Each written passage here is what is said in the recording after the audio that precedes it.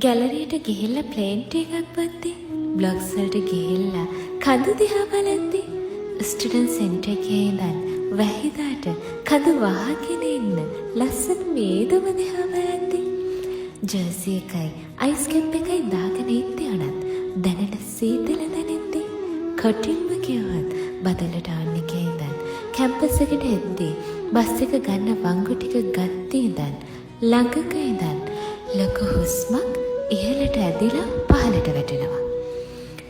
මේ ආදරණීය වෙල්ලස්ස රොමාන්තික වෙල්ලස්ස සස්සයියගේ වචනෙන් කිව්වත් රැඩ් නියෝන් එළි වලින් වැහෙන රොමාන්තික වෙල්ලස්ස දාලා යන්න තව මාස කීපයයි. දන්නේම නැතුව මේ වෙල්ලස්ස අම්මගේ තුරලේ අවුරුදු 3ක්ම ගත වෙලා ඉවරයි. කාලේ කොච්චර ඉක්මනට ගෙවෙනවද? මතක එකතු කරන එක කොච්චර වටිනවද? කිසිම දවසක නොමැකෙන මතක කොච්චරනම් මේ වෙල්ලස්ස අහසයට තියෙනවද?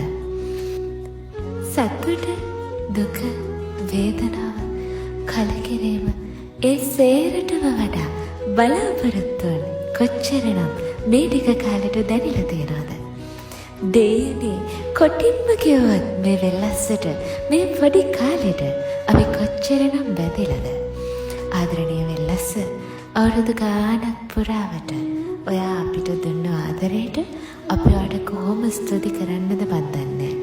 හැබැයි එක දෙයක් මැරෙන්න මොහොතකට කලින් හරි මනසෙක් මගෙන් ඇහුවොත් ජීවිතයේ හොඳම කාලවකවාන මොනවද කියලා මං අනිවාර්යෙන්ම කියයි. වෙල්ලස්ස අහසයට කිව්ව කාලෙත් ඒ අතර තියෙනවා කියලා. ඉතින් අම්මේ තව ටික කාලයයි